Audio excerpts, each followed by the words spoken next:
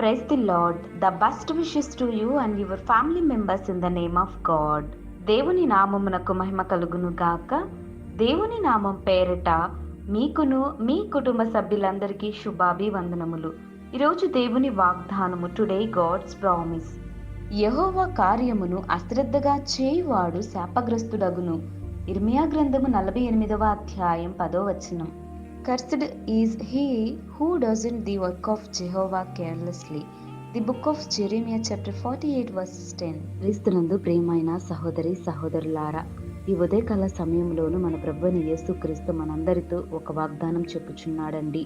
అదేమిటి అంటే, యెహోవా కార్యమును అశ్రద్ధగా చేయువాడు శాపగ్రస్తుడగుతాడని దేవుని యొక్క వాక్యము స్పష్టంగా మనందరితో మాట్లాడుతుంది.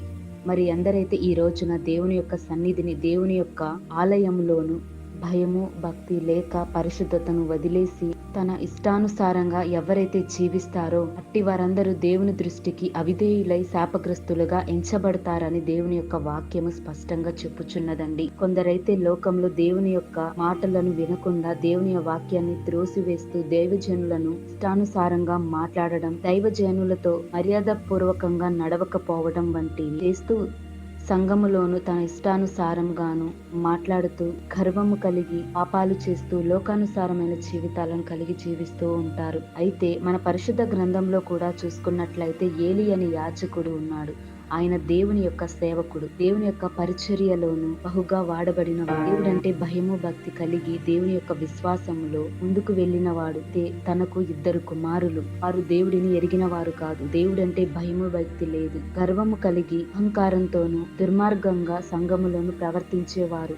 సంఘములోని సభ్యులతో అసభ్యకరంగా మాట్లాడటం ఇవి చేస్తూ ఉంటారు. వారందరూ దేవుని దృష్టికి అవిధేయులయ్యి శాపగ్రస్తులుగా ఎంచబడ్డారు. కావున మనము కూడా దేవుని దృష్టికి నీతిమంతులై జీవించాలి. యథార్థమైన వారుగాను సంఘములోను దైవజనుల పట్ల మర్యాదగా జాగ్రత్తగా జీవించాలి. దేవుడిని ప్రతి ఒక్కరూ ఆరాధించాలి. దేవుని యొక్క సన్నిధానములోను హృదయపూర్వకంగా ఆయనను క్షమాపణలు కోరాలండి. ఇకనైనా మారు మనసును కలిగి దేవుని వైపు తిరిగి దేవుని యొక్క అడుగుజాడలో నడుచుకున్నట్లయితే దేవుడు మనలందరినీ ఆశీర్వదిస్తాడండి, మనలను క్షమిస్తాడు. కాబట్టి దేవుడు మనలందరినీ ఆశీర్వదించును గాక. ప్రార్థన. ప్రేమ కలిగిన దేవా, దయగల తండ్రి, నీకు వందనములు, స్తోత్రములు దేవా.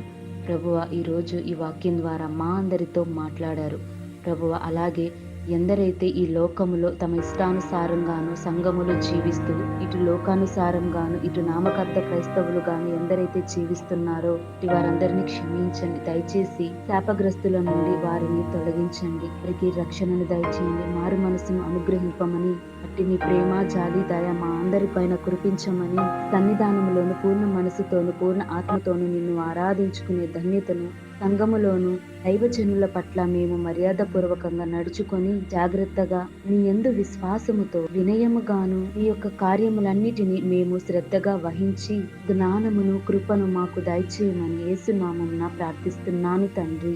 ఆమేన్.